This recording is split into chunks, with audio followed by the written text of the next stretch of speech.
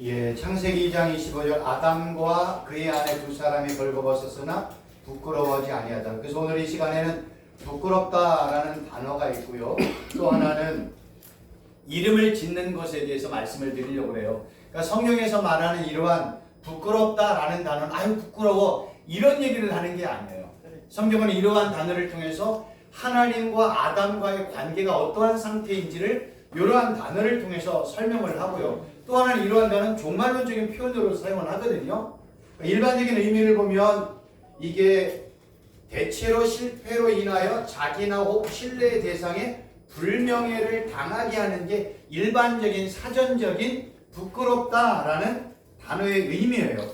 근데 성경에 우리가 알고 있는 것처럼 아담과 하와는 원래 하나님과 올바른 관계에 있을 때는요 두렵지도 않았어요. 부끄럽지도 않았어요. 그리고 하나님과의 관계가 좋았습니다. 근데 문제는 아담과 하와가 하나님의 말씀에 불순종하고 난 이후에 또 하나님의 말씀을 신뢰하지 않고 자기의 뜻대로 결정했을 때 그때 찾아왔던 것이 두려움이고 부끄러움이라는 거예요. 그러니까 성경은 이러한 얘기를 통해서 우리에게 강조하고 싶은 것은 하나님과의 관계가 정상적이다. 그 다음에 하나님과의 관계가 일치되었다. 하나님의 말씀에 순종했다 했을 때는 담대하고요. 그 다음에 평안하고요. 복이라고 얘기를 하는 겁니다. 그러나 이 반대 역할은 두렵다, 부끄럽다, 수치를 당했다. 이러한 식으로 설명을 합니다. 그래서 이제 창세기 3장 10절에 아담이 우리가 잘 알고 있는 것처럼 선악을 알게 하는 나무의 열매를 먹고 이렇게 얘기를 합니다. 내가 동산에서 하나님의 소리를 듣고 내가 벗었으므로 두려워하여 숨었나이다. 이런 걸 통해서 지금 죄를 지은 사람들의 모습, 형태, 상태가 어떠한 거를 창세기 2장은요 아주 낱낱이 우리에게 설명을 해주고 있습니다. 그러니까 결국은 하나님은 아담과 하와의 관계를 통해서 우리에게 말씀하고 싶은 건 다른 것 아니에요. 하나님의 관계가 정상적이고 아담은 피조물로서 하나님의 말씀에 순종을 하면 이 상황은 수치를 당하지 않고 부끄러움을 당하지 아니하고 하나님이 주시는 축복과 은혜와 영광 가운데 살 수 있다. 그러나 반대로 이야기하면 하나님의 말씀에 불순종하고 하나님과의 신뢰의 관계가 깨어지고 언약의 관계가 깨어지면 그때는 두렵고 부끄러움을 당한다. 이렇게 말씀하고 있는 겁니다. 그러니까 구약의 전체 내용이나 신약의 전체 내용은 다른 건 아니에요.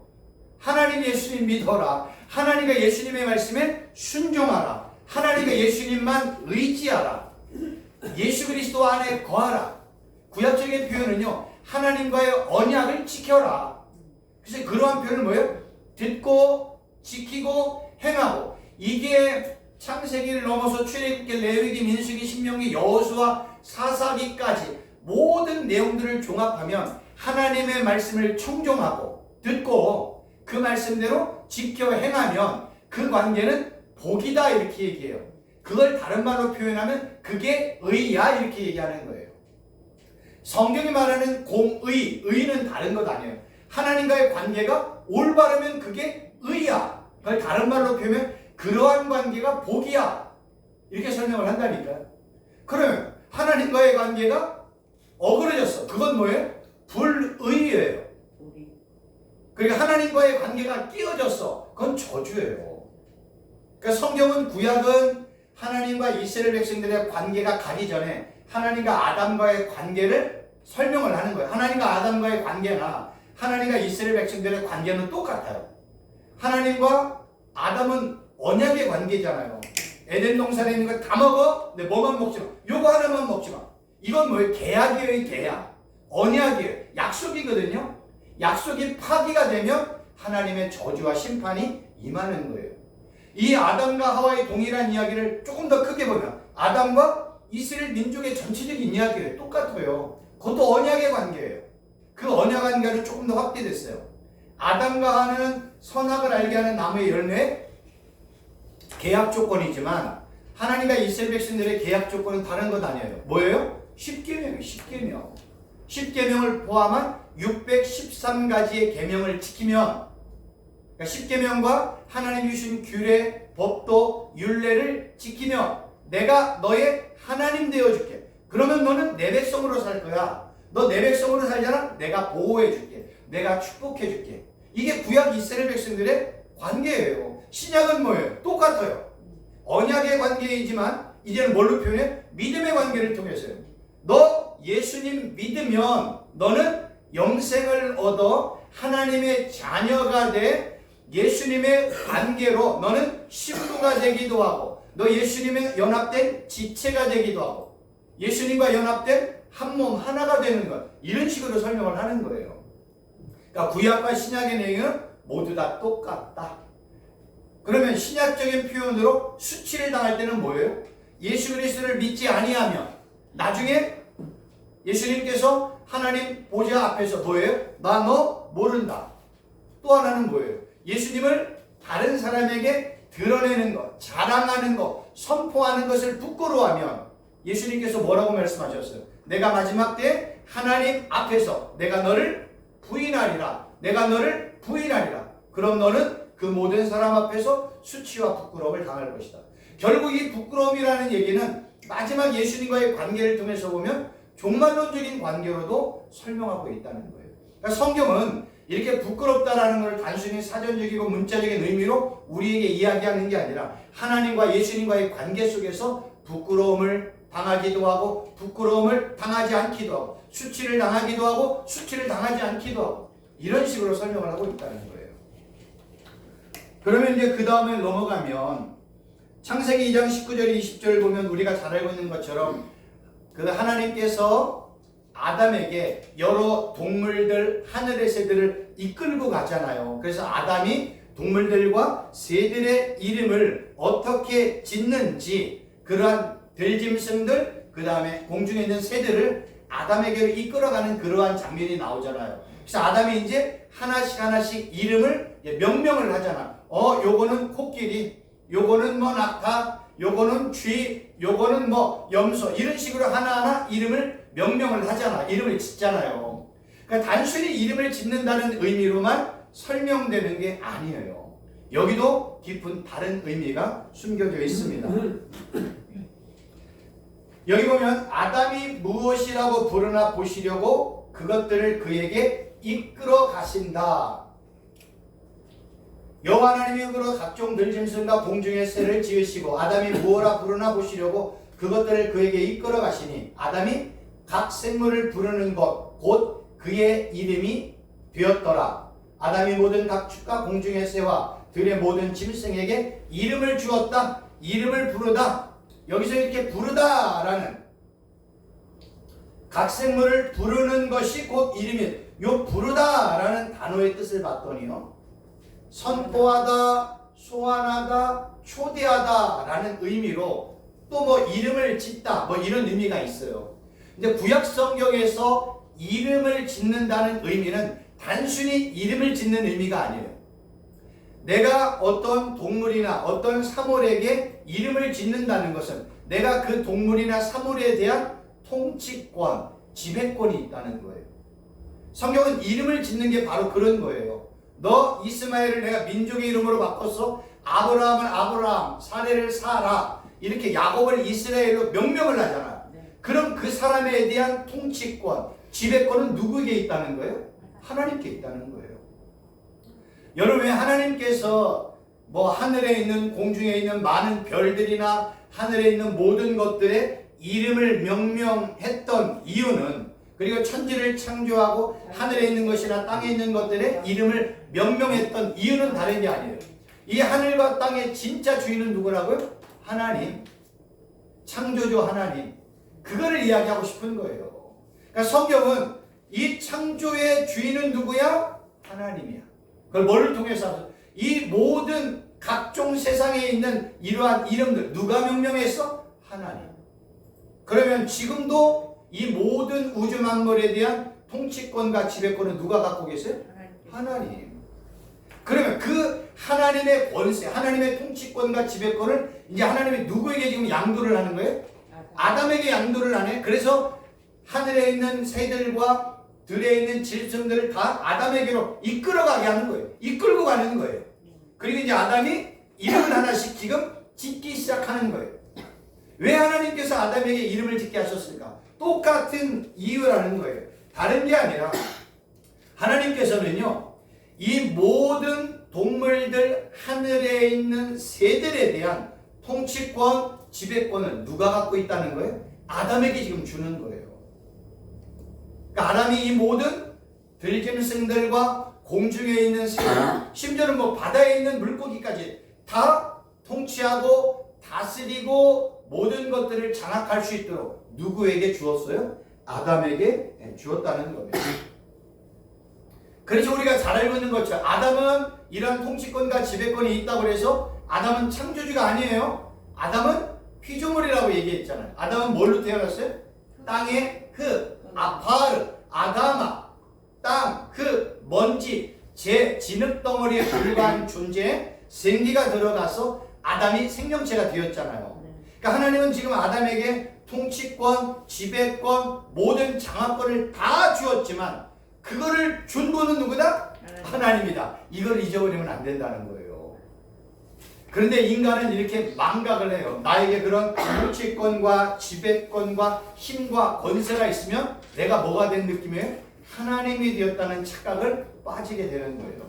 아담은요, 아무리 동물들, 그 다음에 하늘의 새들에 대한 이름을 본인이 명명했다 해도 나는 피조물이구나, 창조주 하나님은 계시는구나, 이거를 날마다 깨달으며 살아야 되는 거예요. 근데 이렇게 이름까지 명명을 하니까 결국 인간의 마음에 탐욕, 교만이 발동을 하잖아요. 그걸 누가 이용한 거예요? 악한 사단이 이용한 거예요. 그러면서 뭐라 그래요? 저 열매 먹어. 그러면 너 하나님의 지혜를 소유할 수 있어.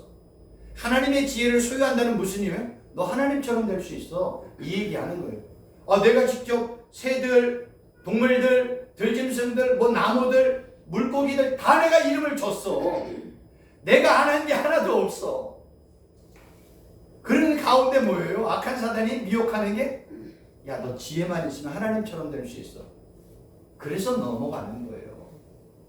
그래서 아담은 항상 자기를 볼 때마다 나는 피조물이구나. 하나님의 은혜, 생기가 없으면 나는 먼지요, 티끌이요, 진흙덩어리에 불과한 존재이구나. 이걸 깨달아야 되는 거예요. 이건 마찬가지다. 우리도 그래요. 우리가 어떤 일들을 해서 30배, 60배, 1000배, 만배 막 이렇게 10만 배 이상의 결실과 열매가 막 맺혀지면 내가 어떻게 돼요? 내가 나를 감당하지 못해요. 그때 아담이 고백하지 못했던 진짜 고백을 해야 돼요. 하나님, 나는 하나님의 은혜가 없으면 뭐예요? 먼지구나. 하나님이 나를 축복하지 아니하면 나는 아무것도 할 수 없구나. 하나님이 나를 도와주지 아니하시면 나는 어떠한 것도 맺을 수가 없구나. 하나님께서 능력과 권세를 베풀어 주지 아니하면 나에게는 어떤 힘이 없구나. 설교도 내가 실력이 있고 능력이 있어서 잘할 것 같지만 하나님이 은혜를 베풀어 주지 아니하면 설교도 내 힘으로 하는 게 아니구나. 사역도 내 힘으로 하는 게 아니구나. 이거를 철저하게 깨닫는 고백이 아담에게 있어야 되는 거예요. 이거를 바울의 표현으로 빌면 자기 부인이라는 거예요. 나는 아무것도 아니구나. 이 고백이 필요한 거예요. 근데 이 고백에서 아담은 실패를 했어요. 마찬가지로 이제 이 내용이 신약으로 넘어가면 신약 성경에서는요, 예수님을 뭘로 표현해요? 왕, 통치자, 대제사장, 참 선지자라고 설명을 하고 있습니다. 그러면 우리는 뭐예요? 나의 삶의 모든 것의 왕이 되시고 대제사장이 되시고 선지자가 되시는 예수님의 말씀을 듣고 순종하고 예수님만 따라가야 되는 거예요. 그래서 신약의 관계도요, 예수님은 만왕의 왕, 만주의 주. 나는 예수님이 통치하는 하나님의 나라, 하나님의 땅, 하나님의 백성, 이런 식으로 설명이 되어지는 거예요. 나는 신랑이신 예수님을 따라가는 신부, 교회 머리이신 예수님을 따라가는 지체, 나는 토기장의 손안에 들려있는 진흙덩어리, 이러한 관계로 생각하고 늘 예수님만을 의지하고 예수님의 이름을 부르며 살아간다면 하나님께서 그 사람, 그 교회, 그 나라 온전히 통치하고 다스리고 그 사람, 그 교회를 통해서 30배, 60배, 100배 열매가 맺혀지는 일들을 하게 하는 거예요. 그러한 내용들을 여기 때 이렇게 적어놨습니다. 그러면 이제 창세기 2장은 다 끝났어요. 그러면 이제 창세기 3장으로 넘어가도록 하겠습니다. 창세기 3장을 보면 제가 이제 적어오진 않았지만 우리가 잘 알고 있는 것처럼 아담과 하와가 선악을 알게 하는 나무의 열매를 먹었잖아요.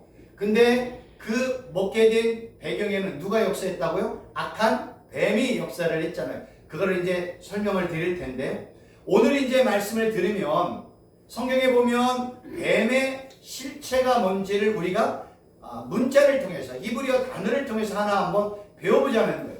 성경은요, 뱀을 뭘로 표현했는지 아세요? 들짐승이라고 얘기를 했어요. 그럼 우리가 알고 있는 들짐승의 의미가 뭔지를 알고 뱀이라는 단어의 뜻을 찾아보고 뱀과 연관된 여러 가지 단어들을 추적해보면 성경이 말하는 뱀의 실체가 뭔지를 알 수가 있다는 거예요. 그래서 오늘은 뱀에 대한 내용을 좀 하려고 해요. 평상시 같았으면 제가 예를 염소하면 염소 그림을 하는데 뱀 그림을 가져올 수는 없잖아요. 저도 징그러운데. 그래서 이제 들짐승이라는 이런 내용들을 가지고 이제 제가 왔습니다. 성경에 보면 뱀을 들짐승이라고 얘기를 하거든요. 그럼 이 들이라는 뜻은 뭐냐? 평지, 평원, 토지, 초지, 시골이라는 의미예요. 근데 히브리어는 재밌는 게 뭐냐면 들이라는 단어가 4대인데요. 이 단어와 비슷한 단어가 있고 이 단어에 어원 뿌리라는 게 있어요. 그런 내용들을 전부 다 종합을 해야 돼요. 그러지 아니하면 들의 의미가 뭔지, 뱀의 의미가 뭔지, 짐승의 의미가 뭔지를 이해하는데 한계가 있단 말이에요. 근데 재미있는 거는 히브리어는요, 동의어 아니면 그 단어의 어원, 뿌리를 가지고 전체를 해석하면 괜찮아요. 틀린 게 아니에요. 이 4대라는 단어가요, 모음만 약간 틀려. 재밌는 거는요, 히브리어는요, 자음만 똑같으면 다 똑같다고 봐야 돼. 모음은 아무 의미가 없어요. 발음 기호라. 그냥 사대냐, 서대냐, 세대냐, 스대냐 이런 의미예요. 그러니까 자음만 똑같으면 다 같은 단어라고 보면 돼요.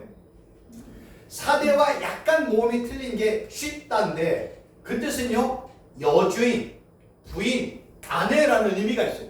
들이라는 단어의 자음을 가지고. 근데 이 쉽다라는 단어의 어원은 뭐냐? 그 뿌리는 샤다드라는 단어인데 그 뜻을 봤더니 강하다, 힘이 세다, 난폭하게 행동하다, 압제하다, 파멸시키다, 황폐하게 하다. 이게 들이라는 의미라는 거예요.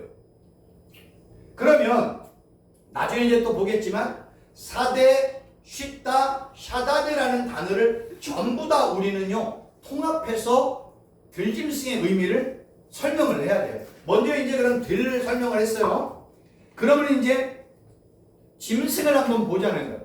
우리가 짐승 하면 짐승 같은 놈, 늑대 그런 게 아니라는 거예요. 성경이 짐승이라는 의미는요, 하이라는 단어를 쓰는데 그 뜻이 뭔지 아세요? 살아있는, 생존하는 의미라니까요.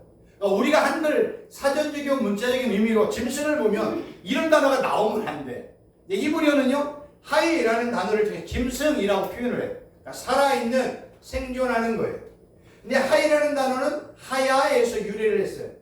호흡하다, 생존하다, 소생하다, 다시 살다. 그러면 아까 그 샤데라는 단어와 하이라는 단어를 아까 그 단어를 전부 종합을 하면 들짐승은 뭐예요? 들에 살아있는 존재 또는요 살아있는 여주인, 살아있는 부인, 살아있는 아내의 의미도 되고, 또 하나는요 강하고 힘이 세고 난폭하게 행동하면서 압제하고 파멸시키는 살아있는 어떤 존재. 이게 뭐라고요? 이게 들짐승이라고요. 언어로 갔을 때 그냥 우리는 들짐승 하면은 쥐, 고양이, 늑대, 사자 이런 것들을 그 성경 그런 게 얘기하는 거 아니에요. 이 들짐승은 누구를 가리킨다고요? 뱀을 가리킨다고요. 그럼 이제 좀 더 뱀을 설명을 드릴게요. 재미있는 건 뭐냐면 하이라는 단어, 살아있는, 생존하는 단어가 복수형으로 쓰려면 의미 자체가 뭐냐? 흐르는 물과 신선한 물이란 뜻이에요. 네, 흐르는 물은 어떻다고요? 살아있다고요. 근데 성경에는요, 물이라는 단어를 단순히 그냥 우리가 시냇물, 냇가, 강물, 바다 이런 거 얘기하는 게 아니에요. 성경은 항상 물은 누구와 연관해요? 예수님과 성령님과 하나님과 연관하고 있어요. 구약에도요, 하나님을 생수라고 얘기하잖아요. 신약에 예수님을 뭐라고 그래요? 생수, 생명수를 주시는 분. 성령 하나님을 또 뭐라고 그래요? 생수의 강, 배에서 솟아나는 샘물. 다 누구와 연관이 있어요? 예수님, 성령 하나님, 여호와 하나님과 연관하여 설명을 한다는 거예요. 이게 물의 의미가. 그래서 우리는 이 들짐승과 물의 의미가 어떠한지를 설명을 드렸습니다. 여기서 중요한 거는 우리가 저랑 이제 공부를 하면서 한 가지만 배우시면 돼요. 성경이 말하는 이러한 내용들은 단순히 사전적이고 문자적인 우리가 알고 있는 한글 정도의 수준, 사전의 의미 정도로만 알면 성경의 내용이 이해되지 않는 게 너무나 많아요. 이거를 우리가 좀 어렵지만 히브리어나 헬라어를 이렇게 제가 아주 그냥 쉽게 설명을 해드리자. 이러한 내용들을 보면 성경이 말하는 들짐승의 의미가 뭔지를 밝히 알 수 있다는 거예요. 그러면 이제 뱀이라는 단어를 좀 보자는 거예요. 지금 들짐승 이꼬로 뱀이라고 했으니까 뱀은 어떤 거예요? 여기가 정리한 거예요. 살아있는 들에 살아있는 존재 또는 뭐 살아있는 여주인, 부인, 아내 이런 의미도 있고 강하고 힘이 세고 난폭한 행동을 하면서 압제하고 파멸시키는 살아있는 어떤 존재. 이게 들짐승이에요. 악한 사단의 역사라는 거예요.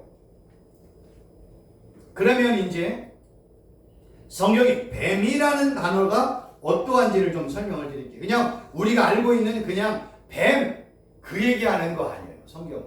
성경이 뱀이라는 단어를 통해서 많은 이야기를 하고 있어요. 여기서 이 뱀이라는 단어는 나하시라는 단어를 쓰는데요. 히브리어는요, 한자 단어가 있어요. 그래서 이 뱀이라는 단어를 하나씩 풀면 눈, 헤트, 쉰이라는 단어가 되는데 눈의 의미는 뭐냐면 물고기와 숨겨져 있는 어떤 것, 내밀한 것, 생명의 싹, 성장의 의미가 있고 헤트는 울타리나 둘러싸여있는 땅이나 담장, 쉰은 아랫잎, 불리하게 분석한 이게 다 그냥 히브리어의 사전을 보면 다 나와 있어요. 그런 것들을 한자 뱀이라는 단어를 한자 그러니까 예를 들면 제가 제 이름이 최인규예요. 근데 최의 뜻이 뭔지 뜻이 뭔지 규의 뜻이 뭔지를 한자로는 알 수 있지만 한글로는 안 되잖아요. 마찬가지로 히브리어는요 한자처럼 표의 문자예요. 한자가 뜻과 의미가 있다는 거예요. 그러니까 이런 내용들을 정리를 하면 뱀의 의미는 뭐예요? 아래의 울타리 안에 갇혀있는 물고기, 울타리 안에 숨겨져 있는 것, 생명의 싹과 생명의 그 성장 등을 이렇게 분리하는 것, 이게 뱀의 의미라는 거예요.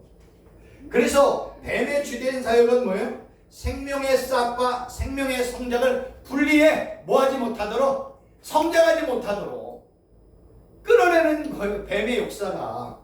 또한 어떤 울타리 안에 갇혀있도록 하는 것, 매이게 하는 것.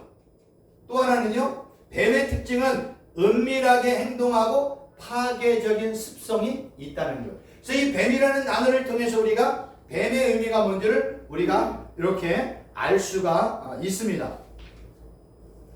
근데 아까도 말씀을 드린 것처럼 뱀이 나하시인데 모음만 약간 다른 나하시가 또 있어요. 그 나하시의 뜻을 봤더니 이제는 의미가 더 깊어져요. 마술을 시행하다, 마법을 쓰다, 점치다, 예언하다. 누가 하는 거예요? 거짓 선지자다. 그럼 뱀은 어떤 거예요? 들짐승인 뱀, 악한 사단은 뭐예요? 이러한 마술을 쓰거나 점을 치거나 예언하는 것을 통해서 사람들을 미혹하고 유혹하는 게 뱀의 사역이라니까요. 그러니까 우리는 단순히 그냥 지나가는 뱀 얘기하는 게 아니에요. 성경에 말하는 뱀은 나중에 나오겠지만 뭐 옛뱀이요, 사단이고 마귀라고 그것도 설명을 다 드릴게요. 우리는 거기까지 가서 봐야 되는 거예요. 그래서 전도서 10장 11절에 보면 주술을 베풀기 전에 뱀에게 물렸으면 술객은 아무 소용이 없다. 주술의 의미가 뭘까요? 또 라시야. 라시는 아까 뭐라 그랬어요? 뱀이야. 그러니까 성경은 뱀을 들짐승, 뱀, 그 다음에 뭐예요? 주술 이런 것들로 막 한글 성경은 막 혼합되어 사용하고 있는데 히브리어 단어로 보면 똑같은 단어예요. 주술은 뭐예요? 라시, 마법을 쓰다, 부적, 주문이라는 거예요. 그래서 당시 고대 시대에는요, 여인들이 뱀이나 귀신으로부터의 공격을 피하기 위해서 뭐 달고 다녔어요? 뱀을 달고 다녔다는 거예요. 말이 돼요. 뱀의 공격, 뱀의 주술, 뱀의 어떤 그 나쁜 마술이나 이런 것들로 나를 보호하기 위해서 뱀을 부적으로 붙이고 다녔다는 거예요. 그리고 또 재밌는 거는요, 라하시가 주술이냐, 요거가 몸이 약간 발음은 똑같아요. 라하시가 있어. 중얼거리다, 속삭이다, 투덜거리다, 불평을 말하다, 수근수근하다. 이게 다 뭐와 연관이 있다고? 뱀, 주술, 그 다음에 들짐승과 연관이 있는 단어인 거예요. 그러니까 악한 사단의 역사는 이 교회를 분열시키고 가정을 분열시키기 위해서 항상 뭐예요? 수근수근, 중얼중얼, 투덜투덜, 불평을 말하는 거예요. 그럼 거기에 뭐가 일어나요? 갈등이 일어나고 분노가 일어나고 시기와 질투가 일어나고 연합이 끼어지고 그럼 뭐가 일어나요? 박살이 나는 거죠. 그러니까 이런 뱀의 역사들은 이러한 것을 통해서 설명을 하고 있는 겁니다. 그래서 예레미야 8장 10절 여호와의 말씀이 있으나 내가 술법으로도 지혜할 수 없는 뱀과 독새를 너희 가운데 보내니 그것들이 너희를 물리라. 여기서 이 뱀은 어떤 역할이냐면 하나님의 심판의 도구의 역할을 하는 북방의 적들을 설명할 때 또 뱀이라는 단어를 사용을 한다는 거예요. 그 북방에 나타난 뱀은 어떤 게 있는가? 이 뱀, 라시라는 단어가 북쪽에 있는 뱀이나 용의 별자리에 이 단어가 사용이 됐다는 거예요. 또 하나는요, 나스라는 성읍이 있는데 그 뜻은 뭐냐면 뱀의 도시, 그 다음에 뱀을 숭배하는 도시가 나하스라는 단어예요. 암몬 족속의 왕을 또 나하스라고 얘기하네. 그럼 뭐예요? 뱀처럼 교활한 왕이라는 의미라는 거예요. 그러니까 성경은 이러한 의미로 설명을 하고 또 하나 이사야 27장 1절 그날에 여호와께서 그의 견고하고 크고 강한 칼로 날렘 뱀 리워 야단 곧 꼬불꼬불한 뱀 리워 야단을 벌하시며 바다에 있는 용을 죽이시는데 여기 리워 야단의 의미는 그냥 악어, 수생동물 정도의 의미뿐이 안 돼요. 근데 이거와 비슷한 단어가 뭐예요? 요한계시록에 봤더니 큰 용이 내쫓기니 옛뱀, 마귀라고도 하고 사탄이라고도 하고 온 천하를 꾀하는 자라. 그가 땅으로 내쫓기니 그의 사제들도 그와 함께 내쫓긴다. 그럼 이런 내용들을 전부 다 정리하면 뱀은 뭐예요? 옛뱀이네. 옛뱀은 어디를 얘기할까요? 창세기 2장에 언급된 그 뱀, 아담과 하와를 욕했던 그 뱀. 근데 그 뱀은 뭐래요? 마귀며 사탄이며 온 천하를 꾀는 자. 사람들의 생명을 위태롭게 하고 교활하게 하는 이러한 짐승, 악마 이런 것들을 성경은요 마귀, 뱀, 들짐승, 주술 이러한 단어로 막 혼용하며 사용하고 있다는 거예요. 그러니까 우리가 알고 있는 상식적인 그러한 내용과 히브리어 단어 하나하나 그 단어의 어원이나 비슷한 동의어를 추적을 해봤더니 성경이 말하는 이런 뱀의 의미가 뭔지를 알 수가 있잖아요. 그래서 성경은 뱀을 이러한 식으로 설명을 한다는 거예요. 마귀, 사탄, 온 천하를 꾀는 자. 이게 뭐예요? 옛뱀이래요. 옛뱀. 옛뱀은 뭐예요? 창세기에 언급된 그 뱀을 옛뱀이라고 얘기하는 거예요. 근데 그 옛뱀을 요한계시록에서는 마귀며 사탄이며 온 천하를 꾀하는 자다라고 이야기를 하는 거예요. 그러면 마귀의 뜻이 뭔지를 알아야죠. 마귀. 맨날 우리 마귀를 쫓고 뭐 사탄을 쫓아내잖아요. 마귀의 뜻이 뭐예요? 마귀는 다른 뜻이 아니에요. 디아블로스라는 단어인데 그 뜻은 뭐예요? 중상자, 참소자, 비방자, 악마, 사악한 자, 적대자, 대항자, 이 세상 임금, 살인자, 거짓말. 이게 디아블로스라는 마귀 헬라어의 단어의 뜻이에요. 그러니까 이러한 내용만 보면 마귀가 어떤 일을 할까요? 중상하고 참소하고 비방하고 사악하게 적대적으로 우리를 대항하거나 예수님을 대항하는 거예요. 그래서 이 세상 임금이라고 얘기하는 거예요. 이 세상 임금. 진짜 임금은 누구예요? 예수님. 만왕의 왕 만주의 주가 되시잖아요. 그리고 악한 사단은 또 뭐래요? 살인자, 거짓말장이라고 이야기를 하는 거예요. 사탄은 또 무슨 뜻이에요? 사타나스. 악한 상대, 적, 대항자, 대적자. 그럼 우리가 마귀나 악한 사단을 보면 우리가 뭐예요? 악한 상대예요. 마귀도 우리를 악한 상대로 보고 우리도 마귀를 악한 상대로 보는 거예요. 그러니까 서로 뭐예요? 대항하며 대적하는 적들이라는 거예요. 성경은 이러한 내용들을 통해서 마귀와 악한 사단이 어떤 일을 하는지 설명을 하는 거예요. 마귀와 사탄이 이런 일만 하는 거예요. 우리한테 와서 사랑을 주고 평화를 주고 화평을 주고 그 다음에 뭐예요? 서로 화목하고 이해하고 용서하고 뭐 은혜를 주고 긍휼을 주고 이런 거 없어요. 다 뭐예요? 중상하고 참소하고 비방하고 적대적이고 거짓말하고 살인하는 악한 상대가 악한 사탄과 마귀라는 거예요. 그거를 성경은 옛뱀, 그 다음에 거짓말장이, 마귀 이러한 식으로 혼용을 하고 또는 마귀를 뱀이라고 얘기했으니까 그 뱀은 들짐승. 그러니까 들짐승은 아까 무슨 뜻이야? 수근수근하며 불평하게 하는 거예요. 그러니까 악한 사단의 역사는 내가 사단이다 이렇게 얘기한 적이 없어요. 누구를 통해서 불평하게 하고 수근수근하게 하고 갈등을 줘서 그 공동체가 다 무너지도록 하는 게 악한 사단의 방법이요, 괴계예요. 미혹이라는 거예요. 그러니까 우리가 그런 걸 알고 뭐 하라는 거예요? 깨뜨리라는 거죠. 우리가 잘 알고 있는 것처럼 사단은 원래 아침의 아들 계명성이었고 하나님의 천사들 중에 하나였는데 하나님의 자리를 탐하다가 하나님으로부터 정죄를 받았고 또 악한 사단은 하나님과 그의 백성들의 원수이고 공중의 권세를 잡은 자이고 사람들 가운데 역사하는 하나님의 역사를 또 방해하는 방해꾼이라는 거예요.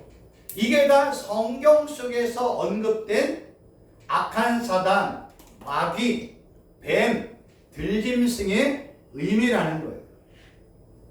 한 가지 이제 중요하게 생각할 게 뭐냐면 악한 사단은 뭐라고요? 그도 피조물이야. 우리는 악한 사단을 너무나 대단하게 생각할 수 있어요. 그러면 안 돼요. 악한 사단은 피조물이에요. 하나님이 창조한 피조물이에요. 그 피조물은요, 항상 창조주이신 하나님이 정해놓은 규범 안에, 범위 안에서만 활동할 수 있어요. 이 제재는 누구에게도 역사해요? 아담에게도 똑같이 적용되고 우리에게도 똑같이 적용된다는 거예요. 아담은요, 아무리 하나님께서 많은 권한, 통치권, 지배권, 심지어 동물과 새들, 물고기까지 모든 식물들까지 이름을 지을 수 있는 권한도 주었고 능력도 주었어요. 그렇지만 누가 허락한 법인 하에서 창조주이신 여호와 하나님이 허락한 범위 안에서만 사는 거예요. 그래서 제가 지난번에 말씀을 드렸잖아요. 만약에 아담과 하와에게 선악을 알게 하는 나무의 열매를 따먹지 말라는 그런 계약, 명령이 없었다면 하나님과 아담과 하와를 구분할 수 있는 방법이 쉽지가 않아요. 하나님처럼 지혜가 있어서 모든 것들을 다 명령을 하는데 그 창조주인 하나님이 피조물인 아담과 하와에게 유일하게 딱 하나 하나님으로서 창조주로서 뭐예요? 제재를 준 게 하나 있잖아요. 너 요거 하나는 하지 마. 요거 하나. 누구만이 할 수 있어요? 하나님만이 할 수 있는 명령을. 요거 하나 하지 마. 나머지는 다 해도 돼. 근데 인간은 그 마지막 하나까지 내 걸로 취해서 하나님의 자리를 차지하고 싶은 게 인간의 탐심이요, 욕심이요, 교만이라는 거예요. 그거를 악한 사단은 너무나 잘 알고 있기 때문에 우리 안에, 아담 안에 뭐 하는 거예요? 중상하는 거예요. 그 다음에 뭐예요? 우리에게 거짓말하는 거예요. 아담에게. 야, 그거 먹어도 안 죽어. 너 하나님의 지혜로 이렇게 거짓말하는 거예요. 중상하고 미혹하고 괴계하고 우리를 넘어지도록 우리 주의 가진 각색에 덫과 장애물들을 깔아놓는 거예요. 결국 이러한 모든 것들을 이길 수 있는 방법은 뭐예요? 창조주 하나님, 예수님, 성령 하나님을 의지하는 방법 외에는 없습니다. 그래서 성경은 뭐라고 그래요? 야고보서 4장에 그런 중 너희는 하나님께 복종할지어다 마귀를 대적하라 그리하면 너희를 피하리라. 하나님을 가까이 하리라 그리하면 너희를 가까이. 결국 마귀를 대적하는 가장 좋은 게 뭐예요? 하나님의 말씀에 복종하고 하나님을 가까이 하는 방법뿐이 없어요. 이건 어디서부터 시작됐어요? 에덴 동산부터 시작이 됐잖아요. 아담과 하와가 하나님의 은혜 안에, 하나님의 축복 안에 살려면 하나님의 말씀에 뭐 하면 됐어요? 복종하면 됐어요. 선악을 알게 하는 날 안 먹으면 돼. 그러니까 날마다 하나님과 교제하는, 하나님과 친밀해지는, 하나님 가까이 살면 되는 거예요. 근데 악한 사람이 이 두 가지를 다 깨뜨렸잖아요. 어떻게 해요? 하나님의 말씀에 불순종하게 했잖아요. 그래서 수치와 부끄러움을 당하게 하고, 그리고 하나님과 친밀해졌던 아담과 하와가 자기의 죄로 말미암아 하나님과 멀어지게 하잖아. 이건 지금도 마찬가지예요. 악한 사단은요. 우리가 예수님을 온전히 순종하지 못하게 하고 예수님 가까이에 따라가지 못하도록 지금 미혹하고 괴계하는 거예요. 여기서 우리가 이길 수 있는 방법은 뭐예요? 예수님의 말씀에 순종하고 예수님과 친밀해지는 거예요. 그러니까 우리가 영적 싸움에서 이길 수 있는 다른 방법 없어요. 예수님과 친밀해지고 성령 하나님과 친밀해지면 돼요. 그럼 친밀해지는 가장 좋은 방법은 뭘까요? 제가 늘 말씀을 드렸잖아요. 뭐 하면 된다고요? 삼위일체 하나님의 이름을 부르시라고. 예수님, 성령 하나님, 여호와 하나님 아버지 이름을 부르시라. 이름을 부르는 것만큼 친밀해지는 게 없어요. 우리가 친구들도 이름을 부르고 친밀해지잖아요. 마찬가지로 하나님 앞에 나가는 친밀해지는 방법은 다른 거 아니에요. 예수님, 성령 하나님, 여호와 하나님 아버지 이름을 부르면 돼요. 그 친밀함이 깊어지면 그때 뭐예요? 이름을 부르고 교제하고 대화하고 가까이하고 함께하고 예수님의 말씀에 순종하고 예수님 따라가고 그러면 마귀를 능히 대적할 수가 있는 겁니다. 그냥 마귀는 그냥 마귀 물러가라 이런 의미도 있지만 그 안에는 뭐가 있다고요? 중상, 참소, 비방, 사악, 적대, 이 세상 임금, 살인자, 거짓말장이, 악한 사단. 아까 표현으로 가면 뭐예요? 시근시근하고 불평하게 하고 이런 모든 것들. 해거리를 지어서 불평하게 하고 그런 것들을 다 끊어내는 것. 누구의 이름으로? 예수님의 이름으로. 십자가의 권세로 끊어내는 거예요. 이렇게 성경은 뱀, 들짐승을 사탄, 마귀 이러한 식으로 설명을 했습니다. 그러니까 우리가 알고 있는 그냥 상식적인 수준에서 악한 사단, 마귀를 이야기하면 마귀가 어떻게 공격하는지 모르잖아요. 근데 마귀의 이름, 사탄의 이름이 뭔지 그 단어의 의미를 추적을 해봤더니 이런 의미가 나온 거예요. 이것이 바로 악한 사단의 존재임을 우리가 확실히 알고 누군가 나를 참수하고 비방할 때 이런 것들이 악한 사단이 역사하는 것을 주위에서 역사하는 것을 깨닫고 예수님의 이름을 부르고 예수님과 친밀해지고 예수님의 말씀에 순종하고 예수님 뜻 가운데 살아가는 우리는 그 위기를 능히 넘어갈 수가 있습니다. 그러니까 성경이 말하는 이런 의미입니다. 오늘은 여기까지 말씀을 드렸어요. 그래서 오늘 뱀, 들짐승, 악한 사단, 마귀 뭐 이런 참소자에 대해 말씀을 드렸는데 혹시 궁금한 사항 있으면 질문하셔도 됩니다. 기도하겠습니다. 살아계신 하나님 아버지, 오늘 악한 사단이 어떠한 존재인지 말씀을 통해서 밝히 깨닫게 해주시니 감사합니다.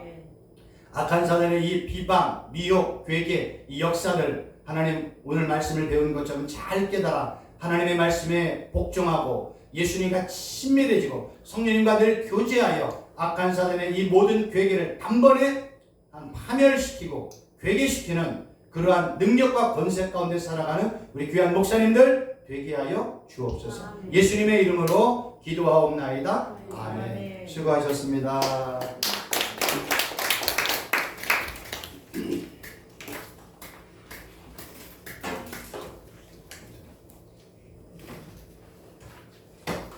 손뼉을 오랜 채 치면 안 그린데.